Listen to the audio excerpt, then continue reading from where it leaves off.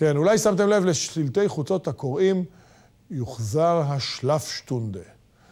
שנת הצהריים, הסיאסטה בשביל הספרדים.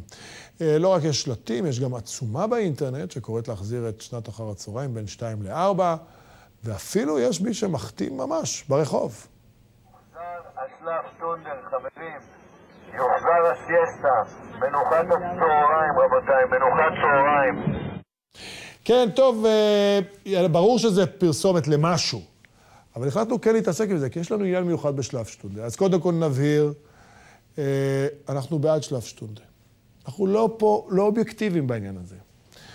למי שחושב שכן, זה לוקח את זה ברצינות, לא לדאוג, זה אין תנועה עממית. לשלאפשטונדה זה קמפיין פרסומי לנקניקים. זה קשור ליקים, לנהריה, יש מפעל לנקניקים, זוגלובק, בנהריה, הוא קם על ידי יקים, אז זה קמפיין חדש, יפה. אבל עניין אותנו העניין העקרוני. האם זה קמפיין מוצדק? התקשרנו לפרופסור מוטי רביד, מיודענו.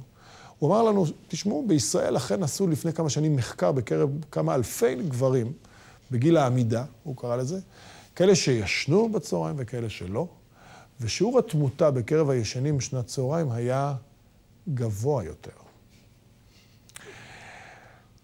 הוא אמר לנו, אל תדאגו, אל תיבהלו. זה לא בהכרח אומר ששנת צהריים מזיקה.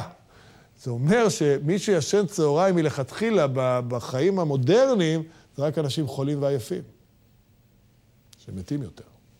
שלאפשטונדה. זה לא יכול להיות שזה לא בריא. לא יכול להיות.